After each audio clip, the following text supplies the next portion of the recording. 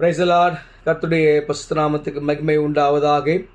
இன்றைய நாள் பொழுதிலே உங்கள் அனைவரும் சந்திப்பதிலே நான் மிகவும் மகிழ்ச்சி கொள்கிறேன். கர்த்தர் உங்களை ஆசீர்வதித்து உங்களை காக்க கடவர்.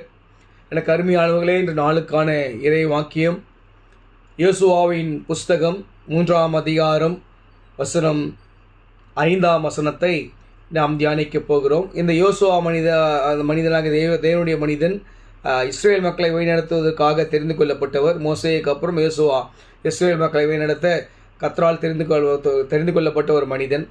அந்த மனிதன் இந்த வாக்கியத்தை இஸ்ரேல் மக்களுக்கு சொல்கிறாரு. யோசுவா ஜனங்களை நோக்கி, உங்களை பரிசுத்தம் பண்ணிக்கொள்ளுங்கள், நாளைக்கு கர்த்தர் உங்கள் நடுவிலே அற்புதங்களை செய்வார். எனக்கு அருமையானவர்களே, இஸ்ரேல் மக்களுடைய வாழ்க்கையிலே ஆண்டவர் செய்த அற்புதங்கள் எண்ணற்றது.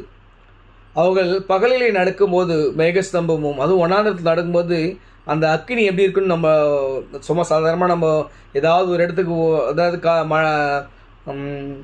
பசுமையாக இல்லாத இடத்துக்கு போகும்போது வெயில் அருமை நம்மளுக்கு புரியும். ஆனால் வனாந்தரம் எப்படி இருக்குன்றதை கொஞ்சம் யோசித்து பாருங்கள். அங்கே அவர்களுக்கு மேகஸ்தம்பம், அதே வனாந்தரத்தில் குளிர் அதிகமாக இருக்கும். இரவு பொழுதுல அவங்களுக்கு அக்கினி ஸ்தம்பம். அவர் போட்டிருந்த உடைகள் கூட கீழவே இல்லையா, அவர்கள் போட்டிருந்த பாத ரட்சைகள் தேயவே இல்லையா. 40 ஆண்டுகளுக்கு மேலாக. எனக்கு அருமையானவர்களே, இப்படி ஆண்டவர் அவர்களை வழிநடத்தி வருகிறார். அவருடைய உணவு, ராஜாக்குரிய உணவுகள், முறுமுறுக்கிறார்கள். வானத்திலிருந்து மன்னா, காடைகள் வருகிறது. இப்படி பெரிய நல்ல எல்லாவித அற்புதங்களையும் அடையாளங்களையும் செய்து ஆண்டவர் வழிநடத்துகிறார். உணவுக்காக முறுமுறுக்கிறார்கள், தண்ணிக்காக முறுமுறுக்கிறார்கள், தண்ணி கசப்பாக இருக்குதுன்னு முறுமுறுக்கிறாங்க. அதற்கு ஆண்டவர் அவர் விடுதலையை கொடுக்கிறார். இப்படி அவர்களை அற்புத விதமாய் வழிநடத்தி வருகிறார். ஆனாலும் அவர்கள் வழி விலகி ஆண்டவரை விட்டு போயிட்டே இருக்கிறாங்க. இன்றைய பொழுதில் ஏன்னா யோசுவா சொல்கிறாரு, நீங்கள் இப்படி இருக்கிறீங்க, இப்படி இருக்கிறது தப்பு, நீங்கள் உங்களை பரிசுத்தம் பண்ணிக்கொள்ளுங்க, நாளைக்கு கர்த்தர் உங்கள் நடுவிலே அற்புதங்களை செய்வார். இன்றைக்கி நம்மளுக்கு என்னடான்னு சொன்னால், நம்முடைய வாழ்க்கையில் ஆண்டவர் அநேக அற்புதங்களை அடையாளங்களை செய்து நம்மளை வழிநடத்தி வருகிறார்.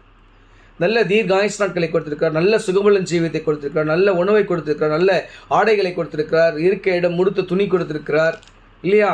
அநேக நாம் மற்றவர்களை காட்டில் கொஞ்சம் விசேஷத்தவர்களாக இருக்கிறோம் இல்லையா. இதுவே போதும் என்ற மனசு நம்மளுக்கு இருக்கணும். இல்லை எனக்கு இது வேணும் அது வேணும்னு கேட்குறப்போ கடவுள் செய்கிறாரு. ஆனால் ஏதாவது ஒரு கஷ்டம் வந்துட்டு உடனே நாம் கடவுளை நோக்கி நாம் பழித்தீர்களாக நாம் இருக்கிறோம்.